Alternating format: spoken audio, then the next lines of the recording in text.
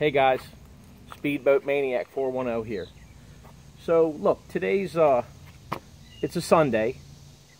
It's later in the afternoon, but we're not going to do anything technical today. We're just going to add some oil to the engines. Now, even though I'm waiting for a lot of things to come through with my header, the outdrive, as you can see, it's been removed. We're waiting for all those parts to come back and put back on the boat. It's probably going to be a good 2 or 3 weeks. But for today, I just wanted to do something today, make a little headway. I had already pumped the oil out of the motors probably about 2 weeks ago. So I have fresh oil. And what we're running in this was recommended by the engine builder and Art Lily. They run all kinds of oil, some different brands, but this is the one we're going to be putting in today. I'm not promoting this, I'm just saying that's what I'm using in my boat.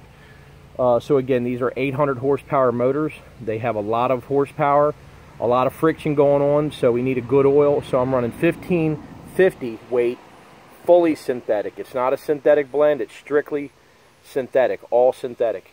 And it's probably going to take, I think, 9 or 10 quarts per engine. So it's just going to be a light duty day today. Come on along with this little oil dispensing day with me.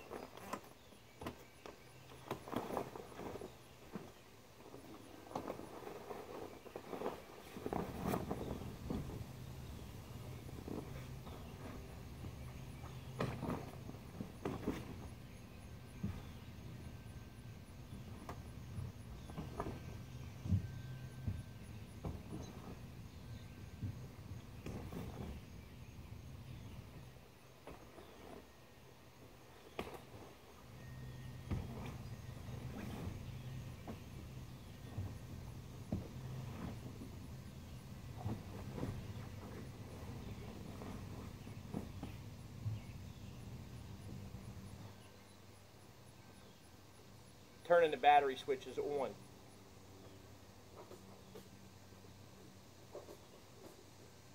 Hatches up.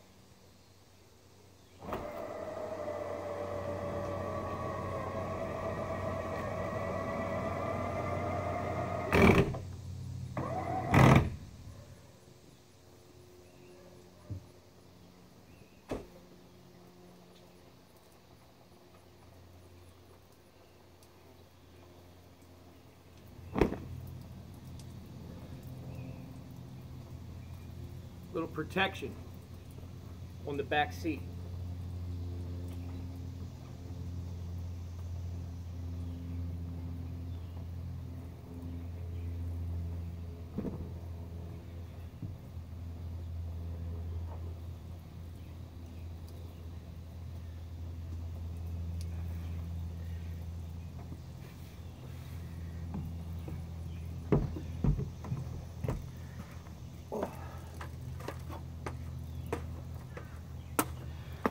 Now, some of the other things that I like to do when I open the boat up, even though we're only going to have it open for an hour or so, is to air out the cabin. Because it sits for a while, gets moisture down in there. It's rained a lot on and off over the past 2 weeks. So there's a couple hatches up there, and we put them open. Sometimes run a box fan. I'm not sure if I'm going to need to today. I'm also going to check down. There's a step as you go down into the cabin and see if there's water collecting down there. Sometimes it gets in somewhere, either the gunnels or the rails up on the bow, and the water gets down in there and it'll sit. And if it sits too long, it can cause moisture and mildew and mold to grow in your cabin. So we're going to crack them open and see what we got down there too, right before we put this oil in.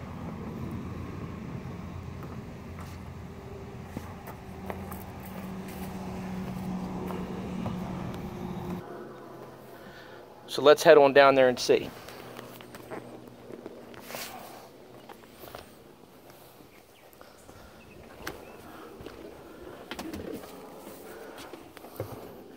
what I also like to do is I like to keep open all of the doors in the cabinets and the bathroom, the head, and the step up, so that any moisture that collects at least can air out. Because I keep these doors open when the boat's and the cockpit cover is over top. But as the boat sits for a week or two and you don't come on the boat, you make sure everything gets aired out.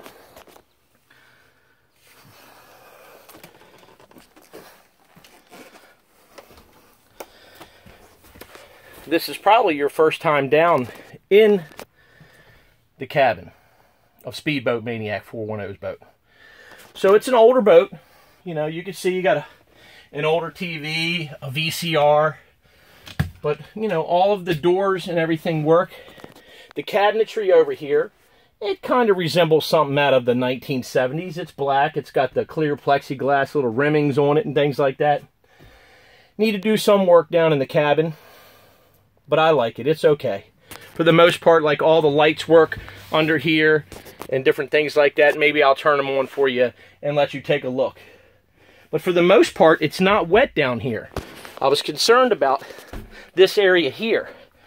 See? And it has a little bit of water, just a little bit. But there's a pump right here. I can manually turn it on. You can hear it. And pump it out. It pumps out. It pumps out of the side of the boat. And that's a little alarm that I put on there, a high water alarm. Right there also. So for the most part, it's pretty dry down here. I just get concerned if this carpet right here gets too wet. You see it right here? And it has a little bit. But I keep all the doors open, like I was saying, and the cabin entry door and things like that. And all of these cabinet doors. So, anyway. I'm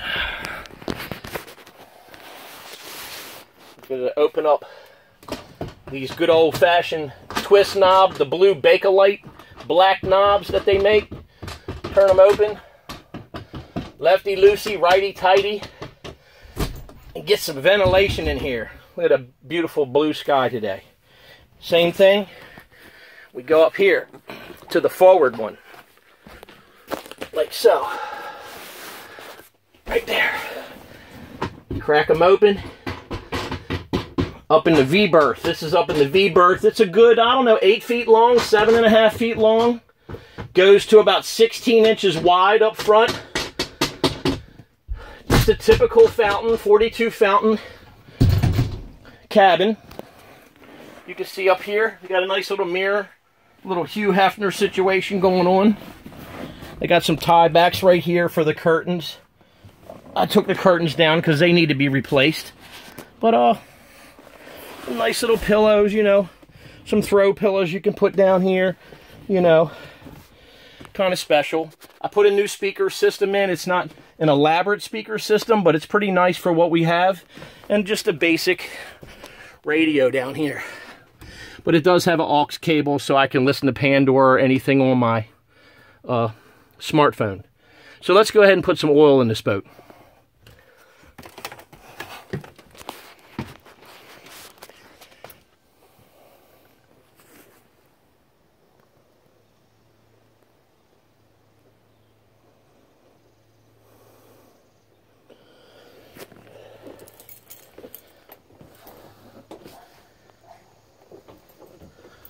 Okay guys, so look, what I usually do, and a lot of this is not rocket science, a lot of you guys are mechanics that are watching this, and if you're not, it's just basic stuff. So what I like to do is, on top of these air arresters, these flame arresters slash air cleaners, because we polished them up a while back and made them all pretty, I have a couple rags. We just put them up there so everything doesn't get scratched up and messed up. So we just lay them up here, keep them nice, right? You know, that way when we're putting oil in them.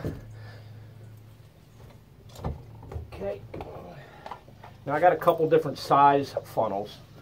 I'm not sure. Some paper towels, a pair of channel locks without scratching up the cover, the threaded in plug that goes in the top, the fill cap. They're threaded on these motors. And then get the rest of your products up here and ready to go. Now, the filters have been changed. Okay, I changed them back on the 9th of July. So that's been almost 3 weeks ago, the last time we really were banging around inside this boat, along with the fuel filters. You can't fill the oil filters with oil because they're horizontal. It would spill everywhere. So you have to take into consideration that when you fill these motors, it's probably going to be a little short on oil, not enough to hurt the motor, but where the pickup is down in the oil pan, has plenty over top of the pickup. But as it pumps through the motor and the oil filter gets filled, you know, you want to kind of check it within 30 seconds or so of the motor running. You turn it off and then check it. Make sure the dipstick has got plenty of oil up to the full line or a little bit below. Not much below, but not overfilled. So that's pretty much it. Look, it's just putting oil in the motor, but I figured y'all would like to come along today and do it with me. So I'm going to go like so.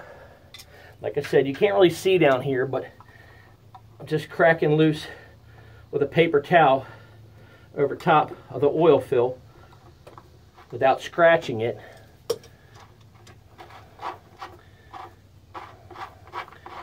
And choose the right, because this oil is thick.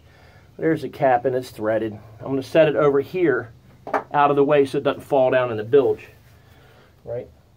So some areas are a little tighter than others. This one's not so bad to fit a funnel in here. This looks pretty good. I can hold it right here on the actual pipe that goes out the back. It's kind of got a squeeze on it. Now, it doesn't really matter. This one's about, I think all of these are full. So basically, we're about to see. When you take the cap off of these, there's a piece of foil on the top.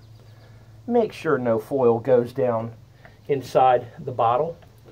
Rip it slowly. Sometimes you can get all the foil off in one fell swoop, and that's a good thing. You know, put it in the box so it don't go nowhere. This is thick oil. Let her drink. It's a beautiful thing.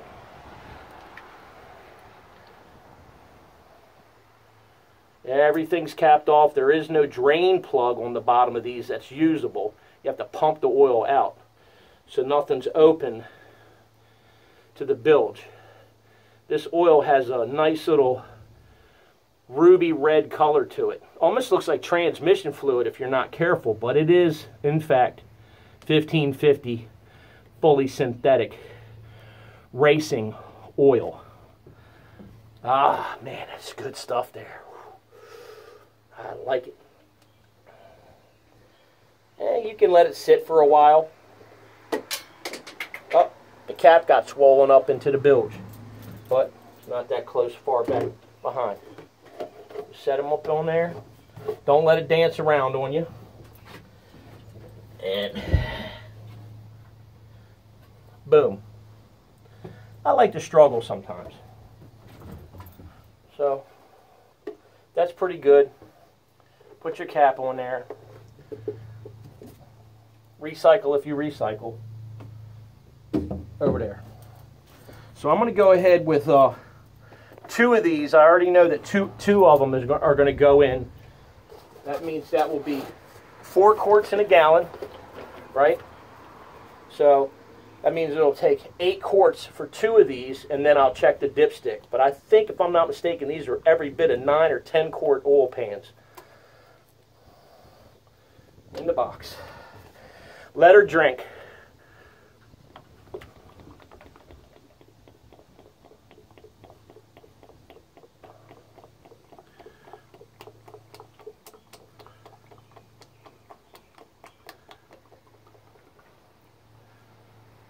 Good, nice.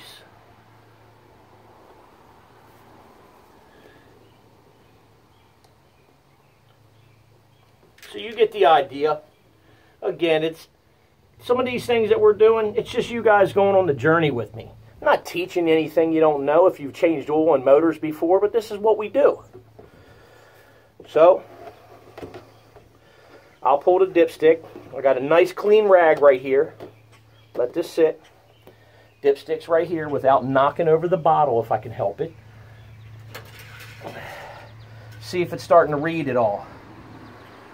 It's just on the bottom of it, ever so slightly, but I'm going to do a second dip into it to make sure, and then the third dip. You always like do your dipstick 3 times to double check it. All the way down, out. It's just on the very 1/4 inch bottom of this stick, and it needs to come up a good 1.5 inches is where Joey Griffin's got it marked. Okay, he marked it with a hacksaw because it wasn't the original dipstick, because these oil pans had been changed. So he calibrated this dipstick with a hacksaw mark. Okay, so she's good. We already know we're going to have at least another 1/2 bottle and then check it.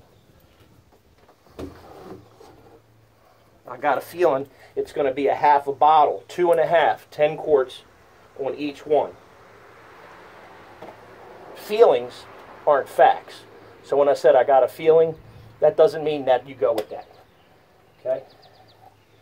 There you go. Get all the foil. Look at that. I got all the foil off, even the little rim. Get rid of it. Right? Okay. I'm going to go just about 1/2 of this. And remember, like I said, we can't assume that it's going to be to the right level, because once the oil pumps up, that's about good for now, right? Once the oil pumps up, this huge Wix oil filter, racing oil filter, it holds probably almost a quart of oil in itself. So you got to take that into consideration. So one more draw on this.